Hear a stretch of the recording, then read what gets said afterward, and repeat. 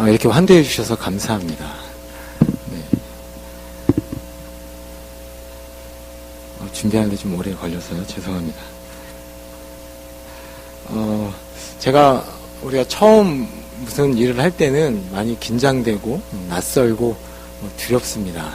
제가 오늘 남문교에서 설교하는 첫날은 아니지만 상당히 긴장이 됩니다. 그 앞에 담임 목사님과 많은 목사님들 설교를 하시는 걸 보니까 너무 잘하셔서 이거 어떻게 해야 되나 이런 걱정이 많이 되기도 합니다. 먼저 저희가 공개 석상에 서게 되면 자기소개를 먼저 하게 되는데 오늘은 제가 잠깐 짤막한 에피소드를 얘기하는 것으로 시작하려고 합니다. 그래도 저를 궁금해하시는 분들이 계신 것 같아서 잠깐 소개를 하자면 저는 남자입니다. 나이는 먹을 만큼만 먹었고요. 병장 제대했고요. 이름은 박창래입니다. 제 소개는 마치겠습니다. 제가 이 고린도전서 13장을 준비를 하면서 상당히 어려웠습니다. 어떻게 설교를 해야 할까? 2주 동안 부임하는 날 담임 목사님부터 얘기를 듣고 어떻게 설교를 해야 할까? 책을 보고 성경을 아무리 봐도 너무 어려운 겁니다. 그래서 고민하다가 저번 주죠. 수요일 날 이제 새벽 예배를 마치고 교회에 있는데 이 뒷산에 올라갔습니다. 이거 도대체 어떻게 해야 하나? 딴 본문을 바꿔야 하나? 고민을 하면서 산에 올라가는데 어떤 아저씨 분이 운동을 하시더라고요. 열심히.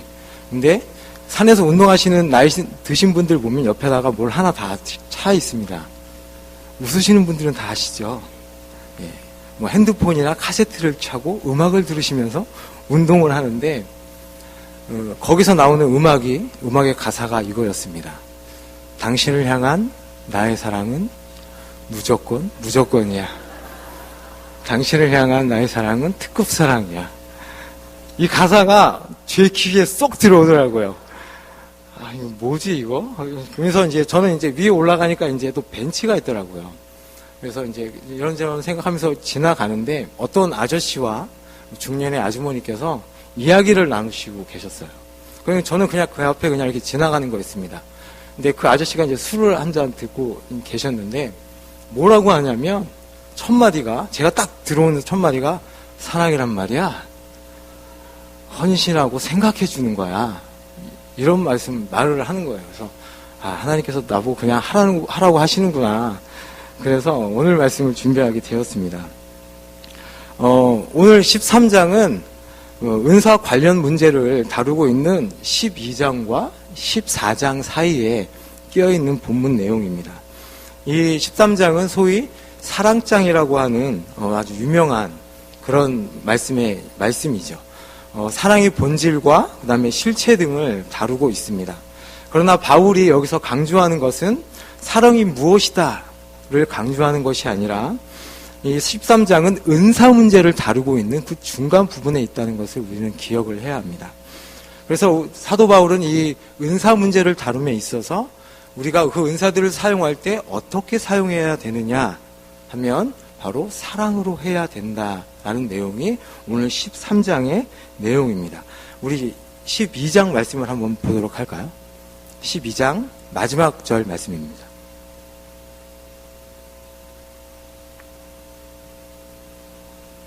다 같이 한 목소리 읽겠습니다. 시작.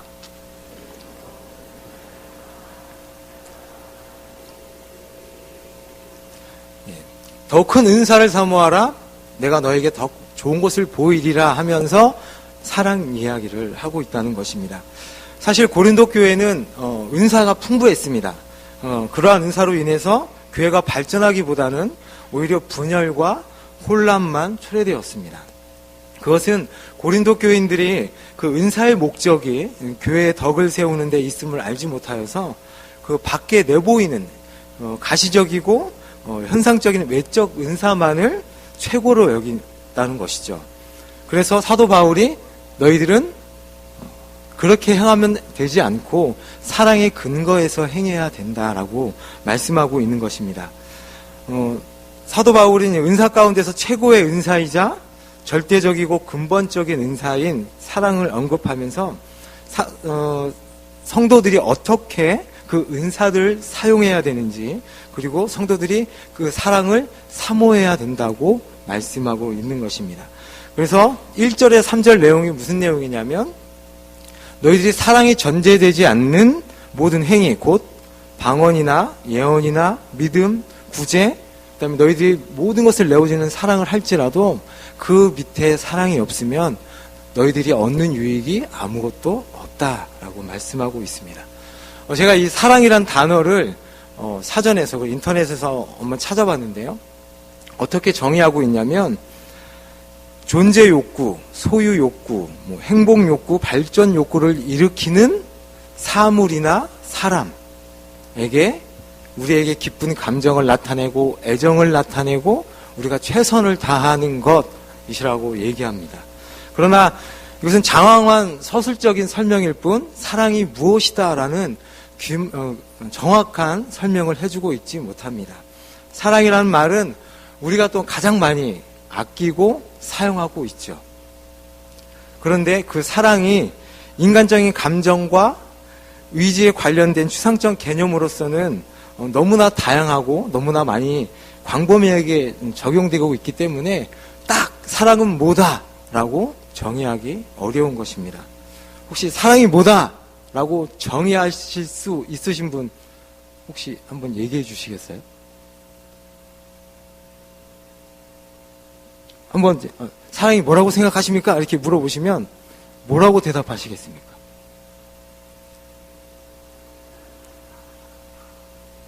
제가 고민 많이 했습니다. 준비하면서 사랑을 한마디로 정해 뭘까? 헌신하는 것? 부족한데. 잘해주는 것? 애정을 주는 것? 부족하다는 느낌을 많이 들었습니다. 이 사랑 표현에 관한 재밌는 이야기를 잠깐 하도록 하겠습니다. 우리나라 지역별로 이 사랑 표현을 하는 게 많이 다른데요. 부산 남자와 부산 여자가 결혼을 하고 나서요, 제주도로 신혼여행을 갔습니다. 신혼여행 가서 밤에 이제 산책을 하는데, 서울 남자와 여자도 같이 결혼을 하고 와서 산책을 하고 있었습니다. 서울 여자가 그 남편한테 이렇게 얘기하는 겁니다. 자기야, 저 달 너무 이쁘지 않아? 그랬더니 서울 남자가 아니야, 자기 얼굴이 더 이뻐 라고 얘기하는 겁니다. 이 얘기를 듣고 있던 부산 여자가 부산 남자한테 이렇게 얘기합니다. 자기, 저 달 좀 벗어. 그랬더니 부산 남자가 뭐라고 했을까요? 와, 달이 뭐라 카더나. 사람들은 이 사랑이라는 말을 다른 사람에 대해서 최선을 다한다는 것으로 이해하는 경향이 있습니다.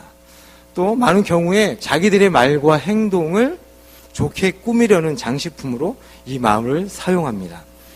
또 때로는 불쌍한 사람들에게 동정하는 것을 사랑이란 말로 표현하기도 하죠. 또 그 말을 애정 또는 서로가 상대방에게 나타나는 사랑스러운 정이나 친절이라는 의미로도 표현을 합니다. 그러나 성경에서는 신약 성경에서 강조되고 있는 것은, 이 사랑이라는 것은, 그러한 것들은 우리가 행동하는 열매나 가지에 불과하다라고 얘기합니다. 왜냐하면 이 사랑이라는 것은 그 본질이 사랑이신 하나님에 대해서 알지 못하면 그 분명한 뜻을 이해할 수 없기 때문입니다. 이 성경이 말하는 사랑이란 이 세속과 구별되는 기독교 공동체만의 아주 특성입니다. 사랑으로 번역되는 여러분 단어 아시죠? 아가페라는 단어 많이 들어보셨죠? 이 단어는 전혀 이교적인, 세상적인 의미가 전혀 거의 들어있지 않습니다. 오직 기독교에서만 사용했었던 아주 독특한 용어입니다. 이 고대 시대 때 이교도들은 성경에서 아가페라는 용어에 의해 표현되고 있는 그 은혜의 개념을 전혀 가지고 있지 않았습니다. 아가페라는 단어를 사용할 때 그 안에 은혜라는 개념이 없었다는 거죠. 헬라어 문서에서 이 아가페라는 단어가 아주 드물게 나오는데요. 구약에서 이 사랑이라는 단어를 이 신약 성경에 옮기면서 이 두 가지 의미를 내포하고 있었습니다. 하나는 무엇이냐면, 하나님께서 이스라엘 백성들에게 자기 백성으로 하여금 자기 백성들을 위해서 행하시는 행위라는 뜻이 하나가 포함이 되어 있었고, 또 하나는 하나님께로부터 택함받은 백성들이 마땅히 하나님께 그리고 그 백성들에게 마땅히 행해야 되는 행위를 뜻하는 단어가 바로 사랑이라는 단어였습니다. 이런 의미에서 구약 성경을 신약 성경으로 번역을 할 때 이 단어를 썼다는 것이죠. 그래서 이것은 이 사랑이라는 단어는 신적인 기원을 가지고 있다는 것입니다. 그래서 오로지 이 사람은 사랑의 열매를 맺기 위해서는 누가 필요하냐면 하나님이 필요한 것입니다. 그런데 사도 바울은 오늘 이러한 사랑의 문자적인 의미에만 얽매이는 것이 아니라 오히려 바울은 기독교의 사랑은 성령께서 주시는 신령한 일들과 관련됐다라고 말씀하고 있습니다. 기독교만이 가지는 독특한 은사의 개념과 연관시키고 있는 것이죠. 이것이 바로 사랑이 가지는 독특한 특성이다라고 1절과 3절에서 말씀하고 있는 것입니다. 그리스도인의 사랑은 그 원리가 하나입니다. 아무리 많은 그 방향과 성질이 다르다고 하더라도 그 원리는 하나인데 그것이 무엇이냐면 우리 안에 내주하시는 성령님으로 인하여 그 사랑이 나타나야 된다는 것입니다. 우리가 여러분들이 사랑을 베풀잖아요. 그러면 그 대상이 누구든 그 방향이 어디든 성질이 어떻든 간에 그 근원은 바로 하나라는 것입니다. 바로 성령 하나님이시라는 거죠. 왜냐하면 그 성령 하나님의 본질이 바로 사랑이시기 때문이고 그 성령 하나님께서 우리 안에 계시기 때문입니다. 이 말이 구체적으로 무슨 말인지 자세히 한번 알아보도록 하겠습니다. 그리스도인의 사랑이란 같은 성령의 감동으로서만 나타난다는 것입니다. 참된 그리스도인의 사랑은 하나님을 향한 것이든 사람을 향한 것이든 간에 그 성령 하나님을 통하여서 일어난 감동으로만 나타난다는 것이죠. 하나님의 영이 바로 성령님이시기 때문에 그 성령님의 본질은 바로 사랑이시기 때문에 그렇다는 것입니다. 성도들이 하나님의 사랑으로 충만해지기 위해서는 성령님께서 자신의 본질을 우리 성도들에게 내주시고 교통하시고 역사하시는 은혜가 있어야만 그 사랑의 특징들이 나타난다는 것이죠. 그래서 성도들이 하나님의 성품에 참여한 자들이다라고 성경에서 이야기하고 있는 것입니다. 성령 안에 있는 사랑이다. 또한 성령의 사랑이다라고 표현하고 있습니다. 그 말씀이 어디 말씀에 있냐면 로마서 말씀입니다. 우리 다 같이 한번 찾아보도록 하겠습니다. 로마서 5장 5절 말씀입니다.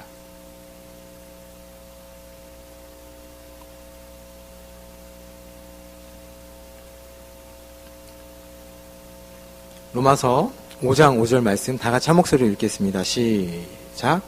소망이 우리를 부끄럽지 아니 우리에게 주신 성령으로 말미암아 하나님의 사랑이 우리 마음에 부은 바 됨이니.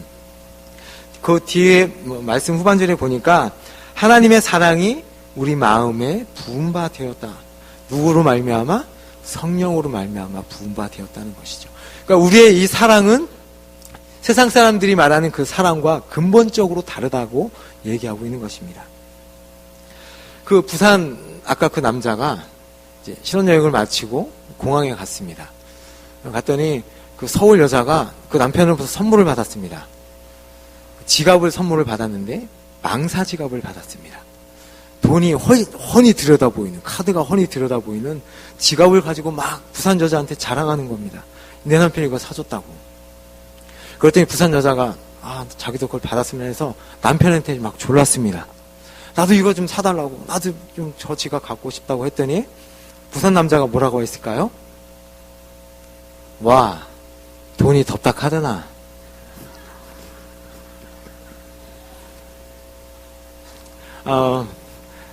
조시지 말라고 제가 말씀드렸습니다. 우리는 오늘 고린도전서 13장 28절 이하의 내용과 오늘 이 사랑장을 연결해서 봐야 합니다. 은사를 설명하는 그 내용이 사도 바울이 에베소서 4장에 똑같이 이야기하고 있는데요. 그러면 그 말씀을 하면서 4장 12절에 이런 말씀을 합니다. 이는 성도를 온전케 하며 봉사의 일을 하게 하며 그리스도의 몸을 세우게 하려 하심이라 라는 말씀을 합니다. 그리고 나서 13장 마지막 절에 너희들이 그리스도의 몸을 세우기 위해서 이런 은사를 하나님께 주셨는데 너희한테 가장 좋은 걸 소개하겠다 하면서 13장 얘기를 한다는 것이죠. 이 사랑 자체는 은사의 직분이나 은사의 그 목록에 들어가 있지 않습니다. 그러나 그 어떤 은사도 그 어떤 직분도 이 사랑으로 주도되고 규정되지 않으면 무의미하다는 것입니다. 1절에서 3절 내용을 우리 다시 한번 읽어보도록 할까요? 고린도전서 13장 1절에서 3절 말씀입니다. 제가 자꾸 시키는 여러분들에게 이렇게 하라고 하시는 이유가 있습니다. 다음 주에 성경이 엄성되기 때문에 외우시라고 저도 외울 겸 1절에 3절 말씀 다 같이 읽도록 하겠습니다. 시작.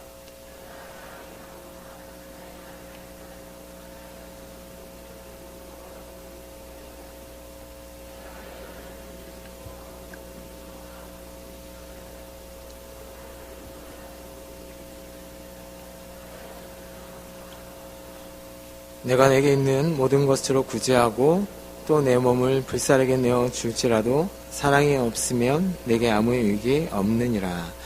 아멘.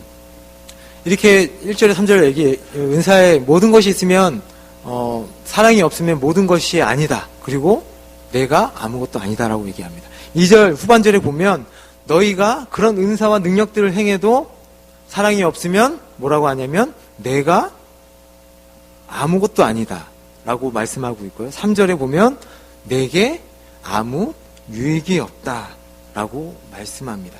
이 말씀이 무슨 의미이냐면 하나님께서 주신 은사를 가지고 그것을 사용할 때 은사라 하여금 내가 누구인지 증명이 되어야 된다는 것입니다. 그리고 그 은사로 하여금 내가 어떠한 것을, 어떠한 그 유익을 얻어야 한다는 것입니다. 잘 생각해 보세요. 은사로 하여금 내가 누구인지 존재의 증명이 돼야 된다는 거예요. 그리고 사랑이 없이 행하는 것은 너희에게 어떠한 유익도 줄 수 없다는 겁니다. 근데 우리는 이렇게 생각하죠. 나로 인하여 무엇이 되어진다면, 나로 인하여 무엇이 나타나진다면이라고 생각을 합니다. 내가 헌신하는 것으로, 내가 봉사하는 것으로, 내가 희생하는 것으로 내가 어떤 존재가 되었다라고 말씀하는 것이 아닙니다. 성경이 오늘 우리에게 말씀하는 것은 이런 은사를 사용함으로써, 이런 은사가 우리에게 주어짐으로써 우리가 변하고 우리가 그리스도를 닮아가게 되는 것을 요구하는 것이죠. 이 비슷한 예를 우리 한번 찾아보도록 하겠습니다. 마태복음 7장 말씀입니다. 제가 PPT를 준비하려다가 여러분들 조시지 말라고 찾도록 하겠습니다. 마태복음 7장 말씀입니다. 15절에서 23절까지 말씀.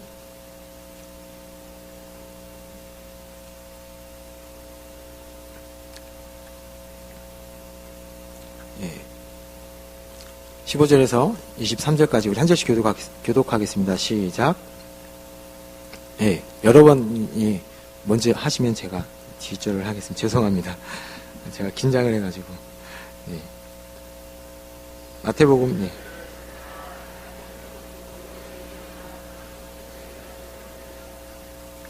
그의 열매로 그들을 알지니 가시네마에서 포도를 또 엉겅퀴에서 무화과를 따겠느냐?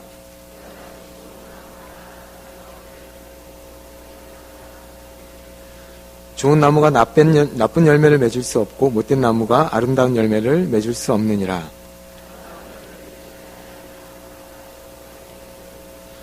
이러므로 그의 열매로 그들을 알리라.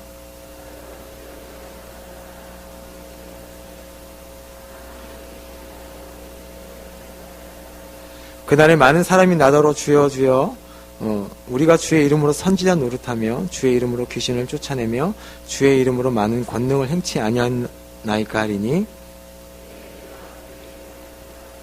내가 너희를 도무지 알지 못하니 불법을 행하는 자들아 내게서 떠나가라 아니라. 아멘. 오늘 말씀에 보면 많은 사람들이 능력을 행합니다. 선지자 노릇하고 귀신을 쫓아내고 능력을 행하고 나서 주님 앞에 갔을 때 하나님, 예수님, 저희가 이런 일을 행하지 않았습니까? 그랬더니 예수님께서 하시는 말씀이 뭐냐면 내가 너희를 도무지 알지 못한다 라고 말씀합니다. 우리가 신앙생활하면서 어떤 오해된 생각을 갖고 있냐면 선지자 노릇하고 귀신을 쫓아내고 능력을 행하면 최고라고 생각을 합니다. 그런데 성경은 그렇게 이야기하지 않습니다. 오히려 성경은 열매를 보라고 얘기합니다. 너희가 선지자를 아느냐? 그러면 선지자의 그 능력을 행하는 사람의 열매를 보라고 말씀하는 것입니다. 우리가 능력을 행하는 자로서 하나님으로부터 어떤 존재가 되었다는 그 증명을 받는 것이 아니라 우리의 열매를 통해서 우리의 존재, 우리가 어떤 존재인가를 알 수 있다는 것이죠. 한마디로 얘기하자면 능력을 행하고 은사를 행하고 우리가 찬양을 하고 봉사를 하고 헌신을 하면서 어떤 열매를 맺었는가, 그 열매를 통하여서 우리의 존재가 나타난다는 것입니다. 존재가 어떤 존재인가를 알 수 있다는 겁니다. 그 직분 그 자체, 선지자인 그 직분 그 자체로서는 진짜냐 가짜라는 구별하는 것이 아니라 그 열매로서 우리가 좋은 나무냐 나쁜 나무냐를 알 수 있다는 것이죠. 갈라디아서 5장 말씀에 보면 그런 이야기를 사도 바울이 이야기합니다. 육체를 쫓는 사람은 육체의 일을, 성령을 쫓는 사람은 성령의 일을 행하나니 육체를 쫓는 그 결과들은 너희는 탐욕과 우상숭배와 저주와 이런 이야기들 쭉 하고 뒤에 성령의 열매는 아시죠? 5장 22절 수요예배를 참석하셨으면 다 아셨을 텐데 사랑과 희락과 절제니라고 말씀하고 있다는 것입니다. 이 얘기는 무슨 얘기냐면 우리 선지자 노릇하면서 능력을 행하면서 그 사람에게 나타나는 그 행함, 그 능력을 보라는 것이 아니고 그 행함을 통해서 뭐가 나타나야 된다고요? 성령의 열매가 이렇게 나타나야 된다는 거예요. 그 직분 그 자체가 그 사람이 진짜냐 가짜냐를 말한다는 것이 아닙니다. 다시 고린도전서 13장으로 와서 이렇게 말씀합니다. 너희가 사람의 방언과 예언을 하고 지식을 알고 지능을 알아도 너희 몸을 아무리 내어주어도 그 안에 뭐가 없으면, 사랑이 없으면 아무것도 아니다라는 것입니다. 산을 옮기는 믿음, 이런 믿음이 있어도 그 믿음을 가지고 과시하지 말라는 거죠. 자랑하지 말라는 겁니다. 비밀과 지식이 있다고 해서 내가 얼마나 똑똑하고 하나님이 나에게 얼마나 많은 것을 가르쳐 주었는가를 자랑하지 말라는 겁니다. 단지 성도들의 유익과 교회의 유익을 위하여 절제할 줄 알고 감출 줄 알아야 된다고 사도 바울은 이야기하는 것입니다. 사도 바울은 삼층천을 갔다 온 사람입니다. 그런데 자기가 그곳에 갔다 왔다고 성도들한테 이야기하지 않습니다. 오로지 사도 바울이 그곳에 갔다 온 곳은 사도 바울 자신에게만 유익이 있었던 거지, 하나님께서 더 섬기고 더 고난을 당하라고 사도 바울 자신에게 주신 것이지 그것을 다른 사람에게 나타내서 자신이 어떤 존재인가를 증명하지 않습니다. 오로지 사도 바울은 무엇을 자랑하냐면 하나님의 사랑을 자랑하고 하나님의 복음을 자랑합니다. 그래서 사도 바울은 뭐라고 얘기하냐면 나는 죄인 중에 괴수로, 나는 약한 자로, 나는 스데반을 죽인 자로 이야기하고 있는 것입니다. 사도 바울은 그 존재 자체를 어디에 근거해서 이야기하고 있냐면 하나님의 사랑에 근거해서, 그 복음에 근거해서 나는 누구다, 나는 이런 사람이다 라고 얘기하고 있는 것입니다. 또 3절에 보면 또한 이렇게 큰 업적을 너희들이 내도 자랑하지 말고 오직 사랑을 나타내라 라고 말씀하고 있습니다. 이 얘기는 무슨 얘기냐면 선교지에서, 만약에 우리가 선교지에 가서 우리의 목이 잘리고 불에 타고 우리가 막 열심히 헌신해서 몸이 막 달아도 사랑이 없으면 아무것도 아니다. 그 안에 사랑이 없으면 너의 존재의 가치를 부여해 주는 것이 아니다라는 말씀입니다. 그러나 우리는 하나님을 믿는 사람들이고 하나님의 사랑을 받은 사람들입니다. 성령 하나님께서 우리 안에 계신 걸 여러분 다 믿으시죠? 그렇다면 이 말씀을, 그럼 우리에게 주신 그 은사를 어떻게 행해야 되는가? 그런 관점으로 생각할 때 우리는 사랑을 우리한테 불어넣어 주시고 사랑으로 하여금 행동하게 하시는 그 주님의 사랑에 어떻게 동참할까를 생각해야 합니다. 나는 하나님께서 주신 사랑을 알고 그 사랑을 본받고 살고 있는데 나를 희생하고 나를 죽이면서까지 나누어 주고 있는가? 끊임없이 나누어 주고 있는가? 죽도록 충성하고 죽도록 사랑하고 있는가? 어찌하든지 그 하나님의 사랑을 나타내려고 하고 있는가? 아니면 내가 증명받는 일을 갈망하고 있는가를 물어봐야 합니다. 사람의 방언, 천사의 말 예언하는 능력, 모든 비밀과 모든 지식을 아는 은사, 산을 옮길 만한 믿음, 이런 것이 다 있을지라도 내게 사랑이 없으면 I'm nothing. 제가 영어를 잘 못하는데요. 나는 아무것도 아니다라는 것입니다. 이 내용이 어떻게 표현되어 있냐? 그러면 사랑은 무엇이냐라는 내용이 4절에서 7절의 내용입니다. 그 부산 남자가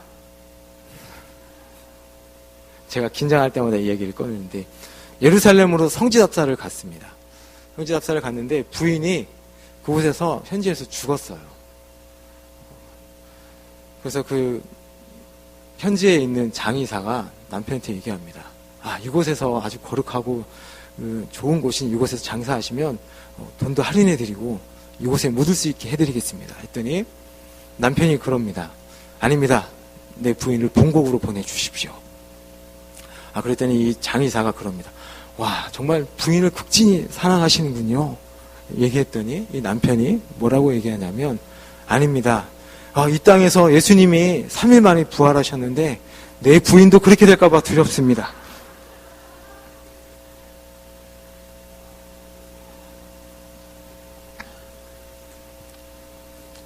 이렇게 웃으시는 분들은 많은 공감을 하시는 것 같습니다. 4절에서 7절 말씀을 우리 보도록 하겠습니다. 우리 한 절씩 저와 교독하도록 하겠습니다. 고린도전서 13장 4절에서 7절 말씀입니다. 사랑은 오래 참고 사랑은 온유하며 투기하는 자가 되지 아니하며 사랑은 자랑하지 아니하며 교만하지 아니하며 계획을 굳이 아니하며 성내지 아니하며 악한 것을 자랑하지 아니하며 불의를 기뻐하지 아니하며 진리와 함께 기뻐하고 모든 것을 참으며 모든 것을 믿으며 모든 것을 바라며 모든 것을 견디느니라. 아멘. 4절에서 7절 내용은 사랑은 무엇이다 라고 설명하고 있습니다. 그런데 이것들은 어떤 정의를 내리는 것도 개념을 설명하는 것도 아닙니다. 잘 보십시오. 이 4절에서 7절 내용은 사랑은 얘기하면서 다 어떤 것을 표현하냐면 실천적이고 실제적이고 그다음에 우리들의 행동을 요구하는 것들입니다. 이 사랑이 어떤 형태로든지 실제 행동으로 나오고 자세로 나와야지 사랑을 주제로 삼고 사랑을 이야기하고 논하는 것으로서는 사랑의 그 열매를 알 수 없고 그 실체를 알 수 없다는 이야기가 4절에서 7절의 내용입니다. 그래서 4절에서 7절 내용에 있는 보면 부정적인 것, 적극적인 것들을 얘기하고 그다음에 뒤에 부정적인 것들을 이야기합니다.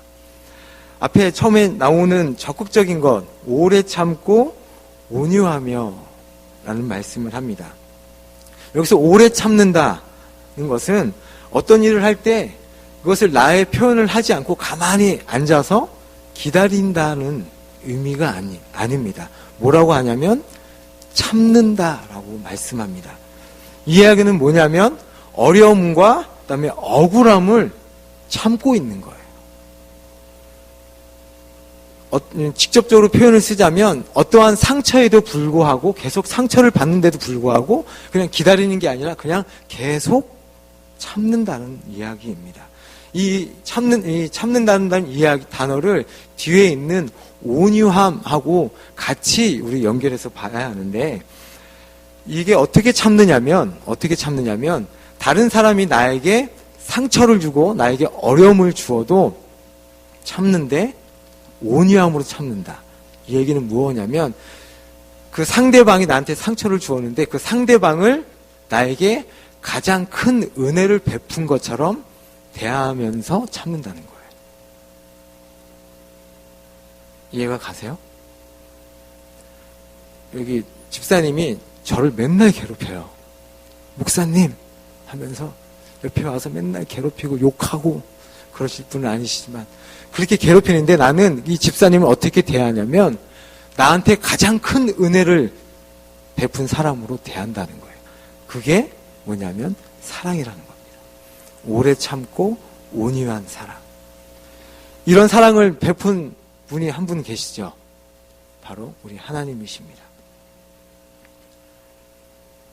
그런데 우리는 이렇게 행하지 않죠. 누가 우리한테 와서 야!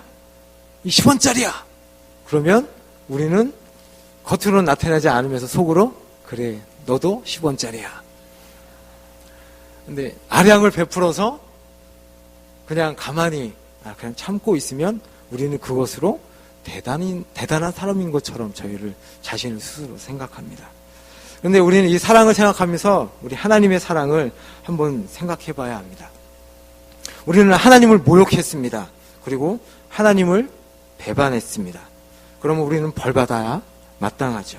그러나 하나님께서는 우리가 하나님께 입힌 그 영광의 손상과 하나님의 마음을 상하게 한 그 모든 것에 대하여 우리한테 그 잘못한 것만큼 그 대가를 요구하시지 않습니다. 그 우리의 잘못한 것을 없는 것 같이 한 것뿐만이 아니라 그 무엇과도 바꿀 수 없는 그 가치를 우리에게 주시죠.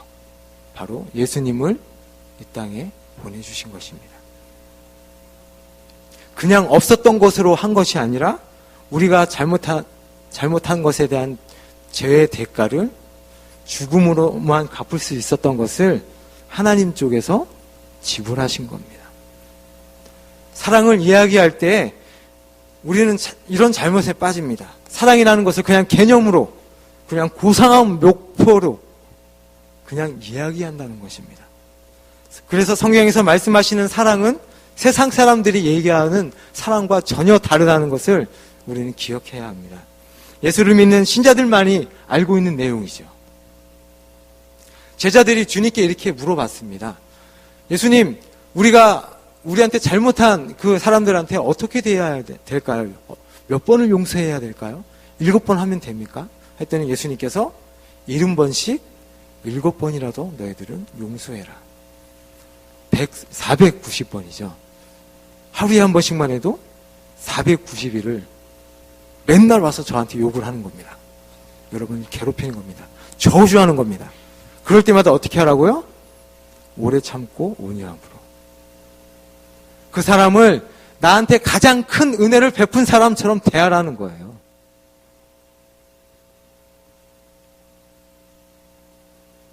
하나님의 영광을 짓밟고 그의 사랑을 배신하고 큰 벌을 받기 마땅한 우리한테 하나님은 그렇게 대하셨다는 거예요.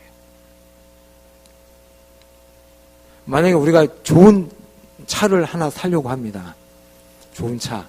여러분들이 가장 갖고 싶은 차가 뭡니까? 저는 페라리 빨간색 스포츠카. 몇 억을 주고 그 차를 사고 싶으면 대가를 지불하면 됩니다. 돈을 지불하면 그 차는 저의 것이 되죠. 근데 하나님께서는 그 대가를 지불하는 것으로 끝나지 않으시고요. 우리한테 가장 좋은 그 이 세상 무엇과도 바꿀 수 없는 최고의 가치를 우리에게 주신다는 거예요. 하나님께서 우리를 그렇게 대접하신다는 겁니다. 하나님께 가장 몹쓸 짓을 한 우리를 마치 그 이상의 존재가 되는 것 같이 우리를 대접하신 것이 바로 사랑이라는 것입니다. 그것이 바로 성경에서 말하는 사랑입니다. 사랑은 우리가 자기를 많은 사람한테 내어주고 먼 곳에 가서 헌신하고 봉사하는 것으로 우리는 정의해서는 안 된다는 것이죠. 그리고 우리는 이 사랑을 얘기할 때 우리가 모두가 죄인인 것을 깨닫게 되죠. 나는 하나님께서 나에게 주신 그 사랑만큼 나는 주변에 그렇게 베풀지 못하는데 이런 생각을 하게 됩니다. 그래서 사도 바울이 자기를 뭐라고 얘기하냐면 나는 하나님의 사랑에 빚진 자다라고 얘기하는 것입니다. 우리가 하나님의 사랑을 알면 우리는 오래 참을 수밖에 없고 온유해질 수밖에 없습니다. 우리 신앙생활에서 우리의 신앙이 성장하고 잘 되는 것이 무엇에 있냐면 내가 얼마나 못났는가를 기억하기 시작할 때 우리의 신앙은 자라기 시작합니다. 내가 이만큼 얼마나 괜찮은 사람인가를 생각하는 것이 아닙니다.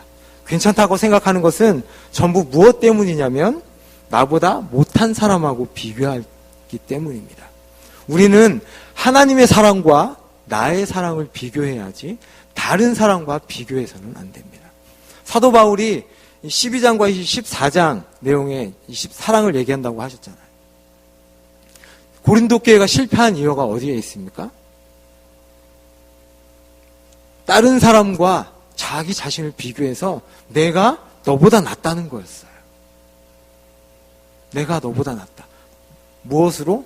그들이 가진 지식이, 내가 가진 능력이, 내가 행하는 이것들이 너보다 낫다. 비교하고 있었던 것입니다. 그래서 뒤에 가서 투기하지 말고, 교만하지 말고, 이런 이야기들을 다 하는 것입니다. 신자의 신앙에 관한 그 지식은 무엇으로 가야 되냐면 하나님이 누구이시며 하나님이 나에게 무엇을 베푸셨는가로 우리는 가야 합니다. 그러면 우리의 지식은 하나님의 사랑으로 나올 수밖에 없습니다.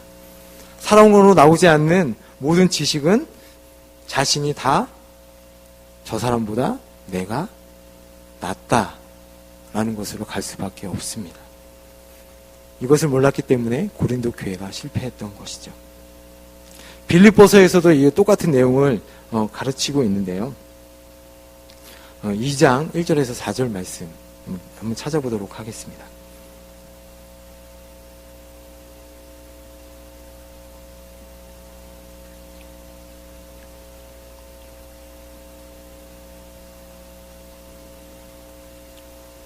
(1절에서 4절) 말씀 다 같이 한 목소리로 읽겠습니다. 시작. 그러므로 그리스도 안에 무슨 권면이나 사랑에 무슨 위로나 성령의 무슨 교제나 긍휼이나 자비가 있거든 마음을 같이하여 같은 사랑을 가지고 뜻을 합하며 한 마음을 품어 아무 일이든지 다툼이나 허영으로 하지 말고 오직 겸손한 마음으로 각각 자기보다 남을 낫게 여기고 각각 자기 일을 돌아볼 뿐더러 또한 각각 다른 사람들의 일을 돌아보아 나의 기쁨을 충만하게 하라. 투기하지 않고 그 다음에 자랑하지 않는다 라고 이야기합니다. 투기하지 않는다는 것은 열등감을 가진 사람이 자기보다 잘난 사람에 대해서 빈정거리지 않는 것입니다. 그리고 자랑하지 않는 것은 우월한 감을 가지고 있는 사람이 자기보다 못한 사람에 대해서 업신여기지 않는 것이 자랑하지 않는 것입니다. 고린도 교회에 나타난 그 이야기들은 고린도 교회만의 이야기가 아닙니다. 바로 우리의 이야기이고 우리 교회의 이야기입니다. 우리의 신앙이 성숙하는 것은 밤새워서 기도를 하고 우리의 집을 팔아서 헌금하는 것으로 되지 않습니다. 우리가 하나님 앞에 무슨 대접을 받았는가를 깨닫고 내가 빚진 자인 것을 알 때에만 우리의 신앙이 성숙하기 시작합니다. 그래서 우리는 큰 소리 칠 수가 없습니다. 왜냐하면 하나님의 사랑을 항상 비교해서 우리를 생각할 때 큰 소리를 칠 수 없게 되는 거죠. 내 모든 능력을 바쳐서 헌신하고 내 모든 것을 내어주고 모든 것을 다 팔아서 사람들을 섬겨도 늘 부족하다고 느낄 수밖에 없는 것입니다. 그것이 바로 13장에서 이야기하는 사랑입니다. 제가 동영상 하나를 준비했는데요. 이 동영상은 어떤 분들은 보셨을 수도 있습니다. 아들과 아버지에 관한 사랑이에요. 평생을 그렇게 헌신하고 모든 것을 다 내어주고도 여기 나온 아버지들이 다 뭐라고 하냐면 미안하다. 부족해서 미안하다라고 얘기합니다. 우리는 이 아버지, 어떻게 보면 하나님 아버지의 마음을 조금이라도 표현한 것 같습니다. 하나님 아버지께서 그렇게 다 죽어도, 계속 죽어도 주고 싶은 우리 하나님 아버지의 마음입니다. 그런데 이 나의 모든 것을 다 내어주고도 모자라지 않나 생각하는 것, 그것이 바로 7절에 마지막 나와 있는 자기의 유익을 구하지 않는 것입니다. 그래서 사도 바울은 이렇게 얘기하죠. 고기를 먹는 것을 인하여서 저 성도들이 교회를 떠나면 나는 평생토록 고기를 먹지 않겠다. 이것이 바로 사랑입니다. 마지막으로 빌립보서 2장 우리 5절에서 8절 말씀 한번 찾아보도록 하겠습니다.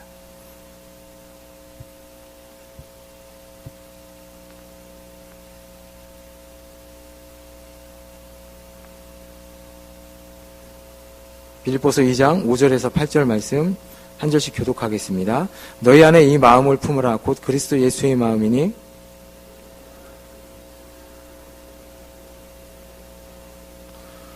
오히려 자기를 비어 종의 형체를 가져 사람들과 같이 되었고